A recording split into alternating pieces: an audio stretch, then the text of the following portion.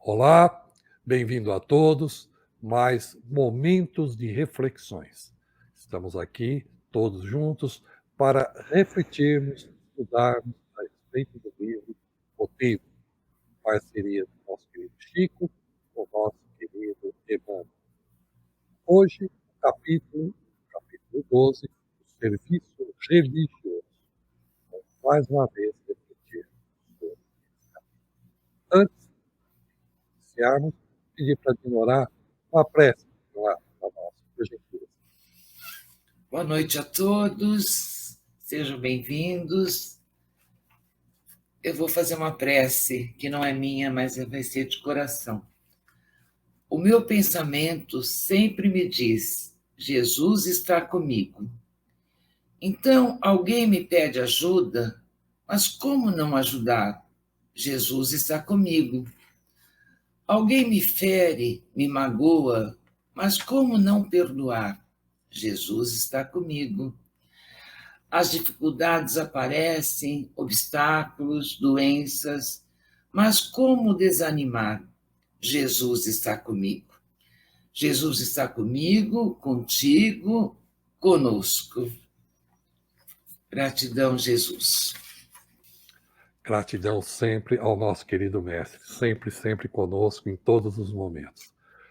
A gratidão também a quem está nos acompanhando e gratidão a Dinorá e aos meus amigos João, Jair e Ângelo. Vamos então ver e ouvir o capítulo de hoje, capítulo 12, o serviço religioso.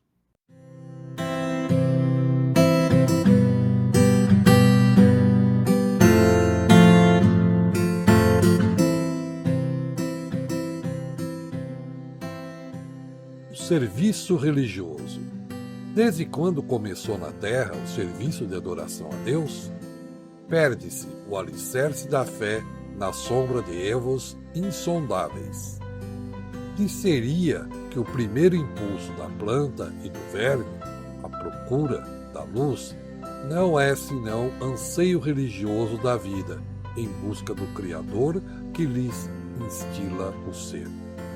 Considerando, porém, as escolas religiosas dos povos mais antigos, vemos no sistema egípcio a ideia central da imortalidade, com avançadas concepções da grandeza divina, mas enclausurada nos templos do sacerdócio ou no palácio dos faraós. Sem ligação com o espírito popular, muitas vezes relegado à superstição e ao abandono. Na Índia, identificando o culto da sabedoria. Instrutores eminentes aí ensinam que a bondade deve ser a raiz de nossas relações com os semelhantes, que as nossas virtudes e vícios são as forças que nos seguirão, além do túmulo, propagando-se abençoadas lições de aperfeiçoamento moral e compreensão humana. Entretanto, o espírito das castas aí sufocou os santuários, impedindo a desejável extensão dos benefícios espirituais aos círculos do povo. Na Pérsia, temos o zoroastrismo, a consagração do nosso dever para com o bem. Todavia, as comunidades felicitadas por seus respeitáveis ensinamentos se confiam à guerra de conquistas e destruição. Entre os judeus, sentimos o sopro da revelação do Deus único, estabelecendo o reino da justiça na terra, mas, apesar da glória sublime que coroa a fronte de Moisés e dos profetas que o sucederam, o orgulho racial é uma chaga viva no coração do povo escolhido. Na China, possuímos a exaltação da simplicidade através de lições que fulguram em todas as linhas sociais, destacando o equilíbrio e a solidariedade. Contudo, o grande povo chinês não consegue superar as perturbações do separativismo e do cativeiro. Na Grécia, encontramos o culto da beleza. Os mistérios de Orfeu traçam formosos ideais e constroem maravilhosos santuários. O aprimoramento da arte e da cultura, porém, não consegue criar no espírito helênico a noção do amor universal. Generais e filósofos usam a inteligência para a dominação e, de algum modo, se furtam às tentações do campo bélico, acendendo a abominável fogueira da discórdia e do arrasamento. Em Roma, surpreendemos o direito ensinando que o patrimônio e a liberdade do próximo devem ser respeitados. No entanto, em nenhuma civilização do mundo observamos juntos tantos gênios da flagelação e da morte. Hermes é a sabedoria, Buda é a renunciação, Zoroastro é o dever, Moisés é a justiça, Confúcio é a harmonia, Orfeu é a beleza, Numa Pompílio é o poder. Em todos os grandes períodos da evolução religiosa, antes do Cristo, vemos, porém, as demonstrações incompletas da espiritualidade. Não há padrões absolutos de perfeição moral, indicando aos homens o caminho regenerador e santificante. Aparecem linhas divisórias entre raças e castas, com vários tipos de louvor e humilhação, para ricos e pobres, senhores e escravos, vencedores e vencidos. Com Jesus, no entanto, surge no mundo o vitorioso coroamento da fé. No cristianismo, recebemos as gloriosas sementes da fraternidade que dominarão os séculos. O divino fundador da Boa Nova entra em contato com a multidão e o santuário do amor universal se abre, iluminado e sublime, para a santificação da humanidade inteira. Então vamos agora realmente processo de reflexão. Para isso, vou convidar o nosso amigo João para iniciar a reflexão do capítulo de hoje. João, bem-vindo, fique à vontade. Obrigado, queridos irmãos de reflexões. Obrigado a todos que estão aqui conosco para esse momento de reflexão. Emmanuel, mais uma vez, nos surpreende nesse capítulo 12, onde ele trata da religiosidade, que é muito mais do que a própria religião, né? Ele inicia o capítulo fazendo uma questão interessante.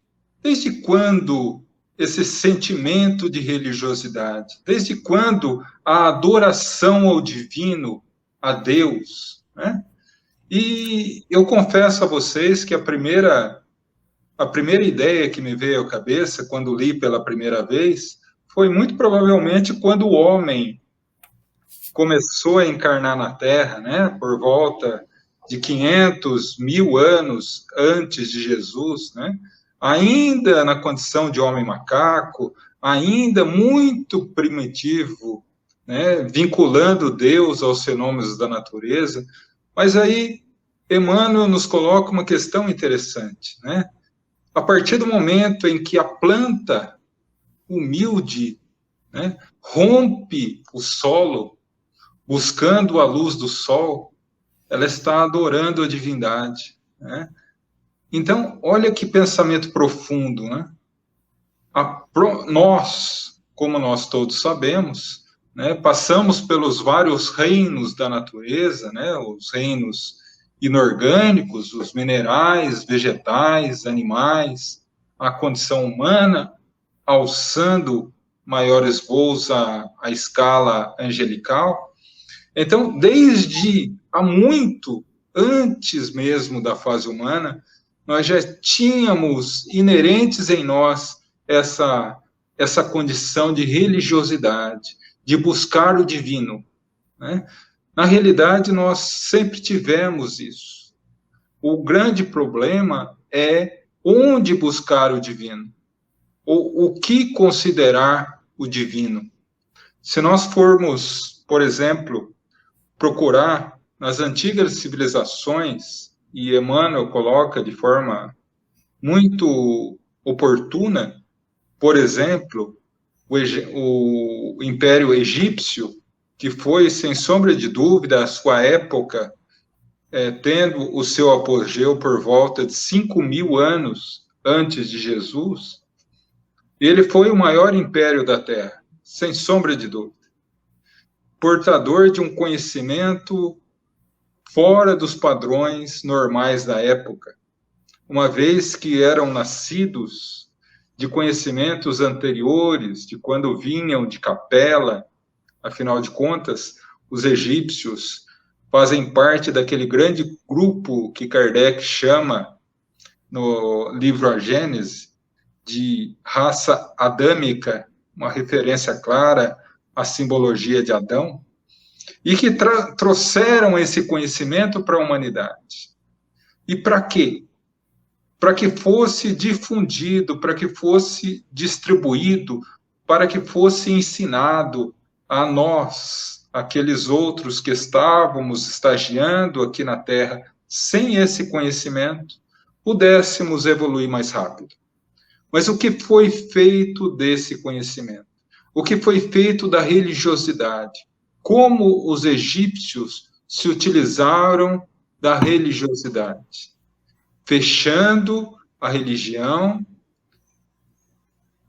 nas paredes estreitas dos templos, no poder estreito e unificado dos faraós, impedindo que a população tivesse acesso a essas informações. E aí, fecharam em si mesmo esse conhecimento, fazendo com que a população praticamente não tivesse a ideia mais específica do que era Deus, do que é o adorar a divindade, qual a sua relação com a divindade. Era privilégio dos poderosos, dos iniciados e daqueles que eram aceitos nos colégios de instrução da época. E os egípcios falharam nessa abençoada missão que Jesus deu a eles, de difundir a religiosidade, o sentimento com o divino, como as demais civilizações antigas também. Porque a humanidade poderia ter se desenvolvido muito mais rápido, de forma muito mais completa, mas, infelizmente, não houve essa distribuição, não houve esse companheirismo, se nós podemos colocar assim. Isso acabou trazendo um atraso no desenvolvimento moral do planeta. Desenvolvemos muito no sentimento, no intelecto, mas no sentimento acabamos tendo um certo prejuízo, como nós vamos ver nos próximos impérios que governavam a Terra, e até hoje nós encontramos ainda grandes dificuldades na interpretação da religiosidade, colocando ou amarrando, enclausurando a religiosidade nas paredes frias das nossas concepções religiosas, não considerando a concepção religiosa do outro, não percebendo Deus como Deus que criou os homens. Adoramos aquele Deus criado pelos homens, infelizmente, né? Mas vamos dar continuidade às nossas reflexões. Chamar o Jair, né? E é interessante que Emmanuel destaca, né, através da pena, né, de Chico Xavier, essas regiões, esses povos que contribuíram, sim, talvez em alguns momentos perderam uma grande oportunidade. Bem-vindo, Jair. Muito boa noite a todos vocês, amigos que já fazia algum tempo que não nos encontrávamos para fazermos alguma análise a respeito do texto, mas hoje, felizmente, estamos aqui.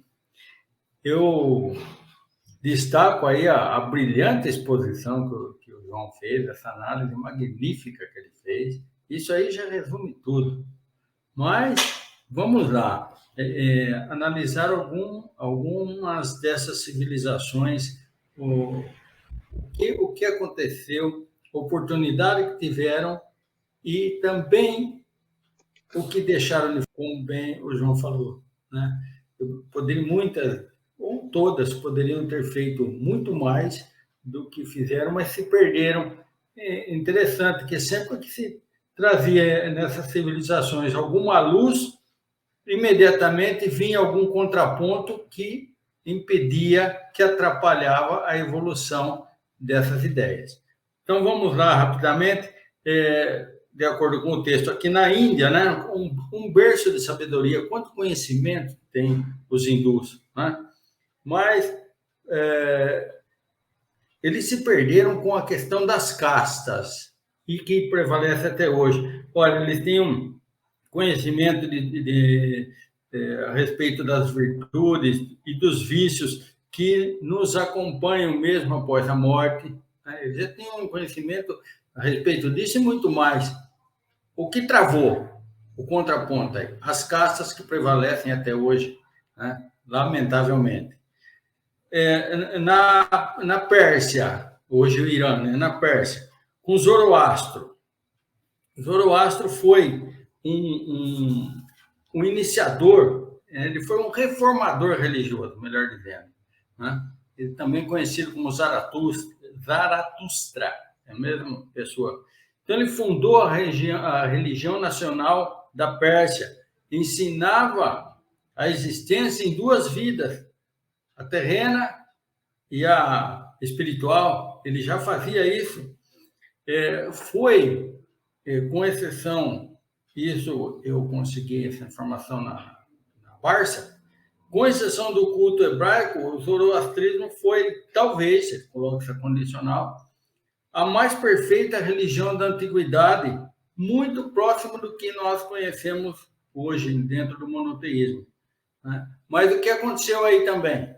O problema das guerras. Quando Alexandre Magno chegou, ou Alexandre o Grande, como queiram, ele invadiu a Pérsia, ela já tinha ali praticamente instalada essa religião em todo o país. Então, a questão das guerras, depois eles se envolveram em outras guerras também, e acabou se perdendo também aí essa condição de evoluir ainda mais. Bom, entre os judeus,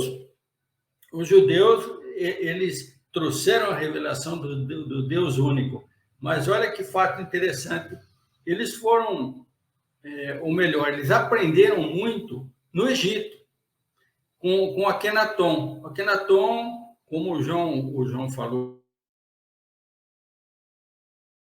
a religião, aquele conhecimento ficou muito fechado entre as paredes, conhecimentos dos sacerdotes e de alguns faraós. Mas a intenção do domínio dos sacerdotes prejudicou muito. Então, nessa visão que Akenaton era um homem além do seu tempo, ele já pregava o monoteísmo, embora adorando lá o disco solar, mas ele já trazia essa ideia de um Deus único. E aí os judeus aprenderam, tiraram proveito desse conhecimento, né? Claro que depois o Akenaton, que ele transferiu, ele viu que não tinha apoio da classe sacerdotal, ele transferiu a capital de Tebas para Amarna, uma cidade que ele construiu. E depois da morte dele, foram lá para destruir, para acabar com tudo que tinha lá, né, para que ninguém soubesse. Então, mesmo assim, os judeus apanharam muito conhecimento, e aí, o que aconteceu? O que nós vimos lá, lendo o livro Paulo Estevão, aquela questão da raça, muito apegados à raça, e o orgulho desse povo, e no texto ainda ele fala, ainda é, né? A chaga viva do coração do povo escolhido. Quer dizer, o que atrapalhou toda essa evolução? O orgulho, né? Aí nós vamos na China também, um berço do conhecimento. O destaque é o equilíbrio, a solidariedade, mas também o separativismo, a questão que eles chamam até de cativeiro, atrapalhou toda a evolução desse conhecimento da China. Na Grécia, vamos encontrar aí ele fala no texto de Orfeu. Orfeu foi um músico, foi um poeta, mas, segundo Aristóteles, talvez ele nem tenha existido, né? Então, encontramos aí Fídias, o maior escultor grego, Hipócrates, tantos filósofos que conhecemos ali, mas, inclusive, né, o Sócrates, que é a expressão máxima, mas quando ele toca no ponto da religião, já encontra obstáculo e todo mundo sabe que ele foi obrigado a tomar veneno, tomar cicuta, né? Em Roma, nós aprendemos lá o direito romano, o João, como advogado, sabe muito bem disso, e os romanos tiraram muito conhecimento, foram buscar muito conhecimento na Grécia, né? Trouxeram, inclusive, a parte dos deuses, tudo isso. E um ponto importante, o ensinamento que o patrimônio, né? Patrimônio e a liberdade deveriam ser respeitados. Olha que coisa fantástica, patrimônio e a liberdade. Mas, e o contraponto, o que foi que não deixou também evoluir? Os imperadores, que muitos... olha, eu vou dizer um termo aqui que eu nem gostaria, mas portando aí um desequilíbrio tal que acabaram fazendo aquelas atrocidades, como o circo romano e outras coisas mais, né? Então, resumindo, todos os pontos de luz que cada civilização poderia ter aumentado vieram num contraponto com alguma situação obscurecendo. E hoje que nós temos conhecimento trazido pelo cristianismo, pela doutrina espírita, eu diria que o grande problema nosso hoje é o materialismo, trazendo para os dias atuais. Grato, Jair, grato. E agora a última parte desse belíssimo texto trata de algumas figuras da história e de Jesus. Para isso eu vou convidar o Ângelo para expor sobre esse momento. Ângelo, bem-vindo, fica à vontade. Obrigado, Paulo. Boa noite a todos. Boa noite, João. Boa noite, Jair. Boa noite, Inorá. E a todos que nos acompanham. Todos os internautas que nos acompanham na noite de hoje. Pois é, Paulo, e ele começa, né, dizendo para nós que Hermes é a sabedoria, Buda é a renunciação, Zoroastro é o dever, Moisés é a justiça, Confúcio é a harmonia, Orfeu é a beleza, Numa, Pompílio é o poder, ou seja, todos esses grandes períodos da evolução religiosa, como nos diz aqui o livro, né, o capítulo, vemos, antes de Cristo, vemos, porém, as demonstrações incompletas de espiritualidade, ou seja, cada um representava uma coisa, sabedoria, renunciação, dever, justiça, harmonia, beleza e poder. E a espiritualidade, né? Eles esqueciam da espiritualidade. E hoje, ainda hoje, Paulo, amigos que nos acompanham, em todos os países que nós podemos visitar, nós vamos observar diversas modalidades de adoração ao Criador. Uns procedem de forma para adorar, né? Precisam de alguma forma para poder adorar, né? Ou seja, eu tenho que ter alguma forma na minha frente para eu poder adorar a Deus. Os mais espiritualizados adoram em espírito e verdade. Mas o que importa para nós é que sempre devemos reconhecer a existência dessa fonte de vida. Perfeição absoluta que é o nosso Pai maior. Então, Paulo, como você disse, né, com Jesus, no entanto, surge no mundo o vitorioso coroamento da fé. Então, Jesus nos ensinou isso. Ainda ontem eu estive lá no Bezerra de Menezes, em Barra Bonita, e eu disse isso, que eu acho que nós estamos um pouquinho enganados em relação a Jesus, porque quando falamos em Jesus, a primeira imagem que vem à nossa frente é de Jesus crucificado. É o Jesus sofrendo. E nós esquecemos do Sermão do Monte, que foi um dos maiores ensinamentos que Jesus nos deixou, né? O Sermão dos Montes. Bem-aventuranças, o Sermão das Bem-aventuranças. Então, Jesus nos ensina isso. E no cristianismo, nós recebemos muitas sementes de fraternidade. E essas sementes vão dominar o século, né?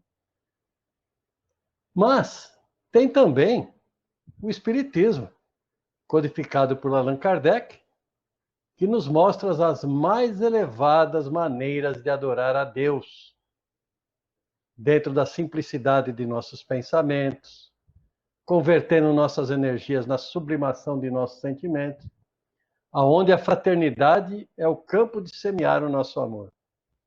Amigos que nos acompanham e amigos do grupo do GED, eu aprendi a adorar a Deus dentro do Espiritismo, né? Ou seja, a doutrina espírita me revelou, a doutrina espírita me revelou, não, ela revelou a todos, né? Que é uma doutrina revelada pelos Espíritos e codificada por Kardec. Eu aprendi que adorar a Deus é a prática do perdão. Adorar a Deus é a prática da fraternidade. Adorar a Deus é a prática da confiança. Adorar a Deus é a santidade da fé. E adorar a Deus é a prática da caridade. E nesses povos mais antigos, muito pouco disso existia. Como disse o João num determinado programa, não lembro se foi no programa ou se ele falou conosco em off, né? Que lá no futuro, quando nós chegarmos a algumas centenas e milhares de anos lá na frente, nós vamos olhar para o ano 2000 e vamos dizer, nossa, como é que esse povo conseguia viver desse jeito, viver sem perdão, viver sem fraternidade, viver sem confiança, né? Que é o que nós estamos olhando para os povos lá atrás, que nós já fomos, e estamos lendo aqui agora. Que eles adoravam as coisas, né? E eles davam título a essas coisas que eles adoravam. Enfim, Paulo e amigos que nos acompanham, todas as virtudes, né, independente da divisão, são ramificações do amor. E é isso que nós precisamos entender. Jesus veio nos ensinar esse amor ágape, o amor sem cobrança. Ele veio nos ensinar o perdão. Ele veio nos ensinar a viver as leis de Deus. E tudo isso está em nossa consciência, basta a gente querer despertá-las. Paulo? Grato, Ângelo. Agora eu gostaria também de ouvir a Dinorá, né, sobre esse capítulo. Dinorá, bem-vinda. Eu estava ouvindo aqui a explanação de vocês e muito boas. Enquanto eu estava dando uma estudada aqui, estava vendo o título deste capítulo, né? O serviço religioso. Como o João falou, acho que o João ou o Jair, que a gente deve buscar religiosidade, né? Agora, serviço religioso, lá, o vernáculo servir é trabalhar em favor de algo ou de alguém. Já a religião possui diversas definições. Dentre elas, a crença na existência de um poder ou princípio superior. Então, a gente vê que desde o início, lá, que o Emmanuel começa, desde quando o homem começou a sentir que tinha algo superior, né? Então os povos sempre tiveram alguma forma, né? E à medida que o homem a humanidade foi evoluindo moralmente e também intelectualmente, consequentemente foi aprimorando a sua maneira de adorar a Deus, né? De adorar a Deus. Então, religião possui diversas definições. O resultado desses dois substantivos, servir e religião, né, servir é verbo, quer dizer, nos remete ao trabalho dentro da crença que se possui. É o trabalho que oferecemos a Deus, como adoramos a Deus, né? Se entendermos a religião como a busca do homem em conectar-se com o seu Criador, como adoramos esse Criador. Então, Emmanuel, ele nos remete a alguma coisa maior ainda, a adoração, que a gente pensa que adorar, que a doutrina espírita não tem, né, que é mais uma coisa para católico evangélico, mas não, no segundo capítulo do Livro dos Espíritos fala sobre adoração, é uma lei divina, né? Então, o homem foi aperfeiçoando a sua maneira de adorar a Deus, né? Por exemplo, e aí a gente vê na questão 651, como a gente viu aí em toda a história, né? O Emmanuel pergunta para os espíritos superiores: terá havido povos destituídos de sentimento de adoração? E aí os espíritos superiores respondem: não, nunca houve povos de ateus, nunca houve povos de ateus. A gente viu que vai se aprimorando a maneira, né, de adorar a Deus, mas nunca houve povos de ateus. Todos compreendem que, acima de tudo, há um ente supremo. E aqui, então, fica claro que o serviço religioso transcende um lugar. Ele deve ser um estado de espírito, onde quer que o homem se encontre. Então, Emmanuel nos alerta, né, como o João bem disse aí, os egípcios enclausuraram-se em templos e palácios, deixando os conhecimentos da imortalidade restritos a uma classe privilegiada, né? Isso, se fosse divulgado, né, só ficava restrito aos iniciados, né? Se fosse divulgado, a humanidade teria avançado moralmente, acho que mais rapidamente, né? Então, como consequência disso, o povo caminhava meio que na superstição, né? Agora, tem a ver com os nossos dias atuais? Tem a ver. Reconhecemos esta condição em algumas casas religiosas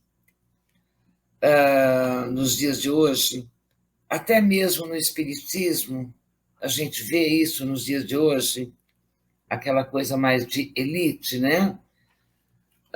Qual a tendência que se revela? O que devemos cuidar para não repetir, que foi cometido aí, teve muita herança, né, desses povos, todos eles contribuíram, mas cometeram os erros.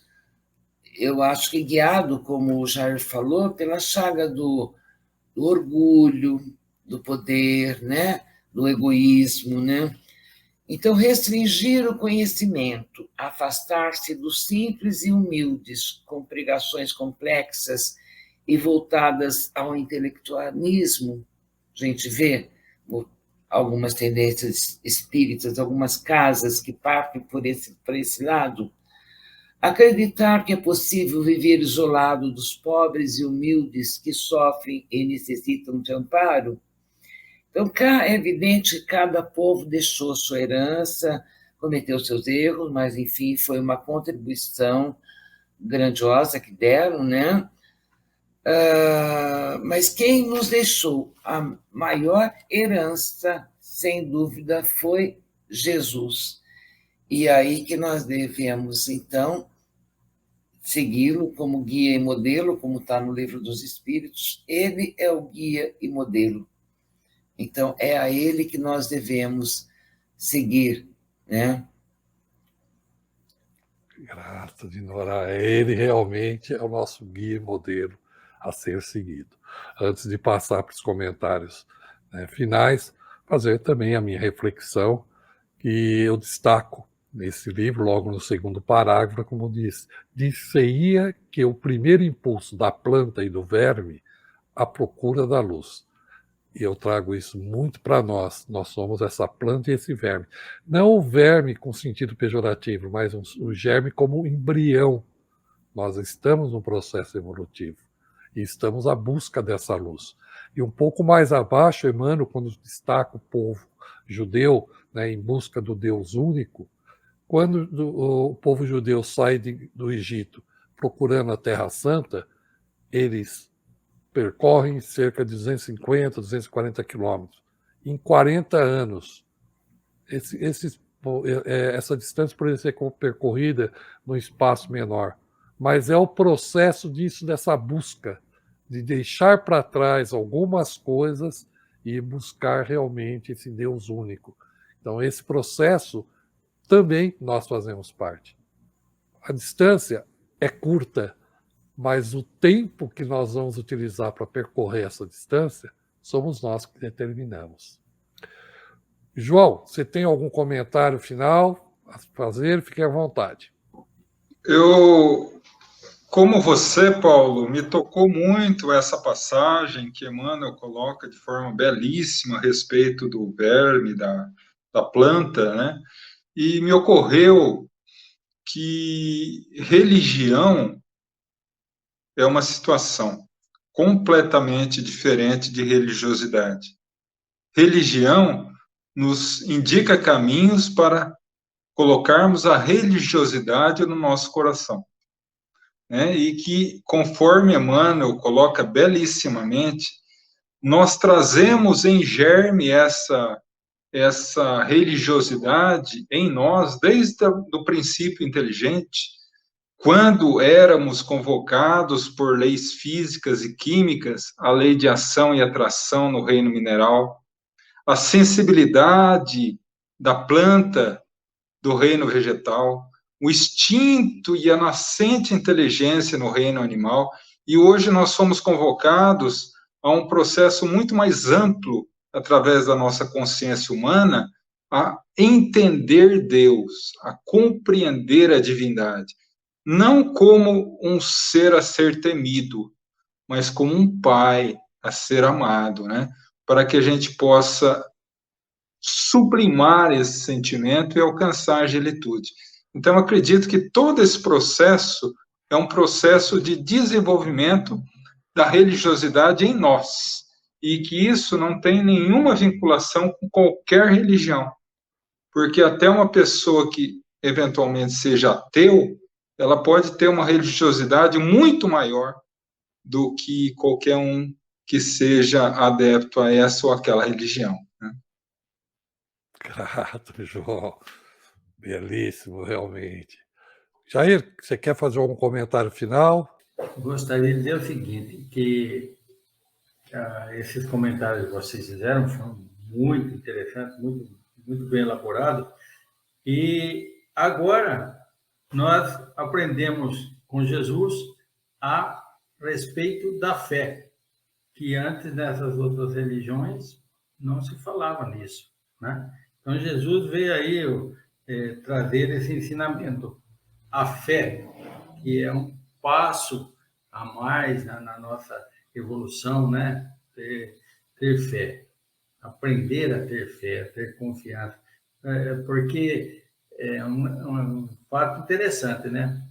Nós falamos, não, eu tenho fé, eu acredito, mas dependendo da visão que você toma no pé, no dedo, você já em 2 minutos já não tem, aquela fé já vai embora, né? Já começa a reclamar, Deus esqueceu de mim, coisa desse tipo, né? Então, esse é o ponto que nós temos que trazer para dentro e, digamos assim, solidificar dentro de nós. Eu acredito que seja isso. Grato, Jair.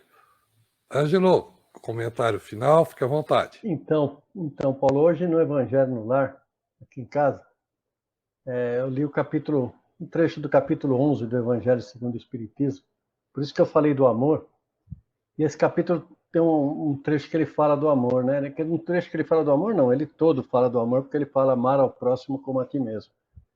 Mas um trecho aqui que me chamou muita atenção é esse, pelo Espírito Sansão. Espírito não, membro da Sociedade Espírita, lá em Paris, em 1856. A frase é a seguinte: amai muito, a fim de serdes amados. O amor resume a doutrina de Jesus inteira, visto que esse é o sentimento por excelência. E os sentimentos são os instintos elevados à altura do progresso feito. Então, a nossa religião, João, Linorá, Jair e Paulo, deve ser o amor. Paz e luz a todos. Que assim seja. Agradecer a companhia de vocês, agradecer a companhia dos nossos amigos que têm nos acompanhado. O próximo capítulo é a mensagem cristã. Então, continuidade, e convidamos a todos que continuem com a gente e sempre com a companhia do Mestre e sempre com a paz e a luz do Mestre Jesus.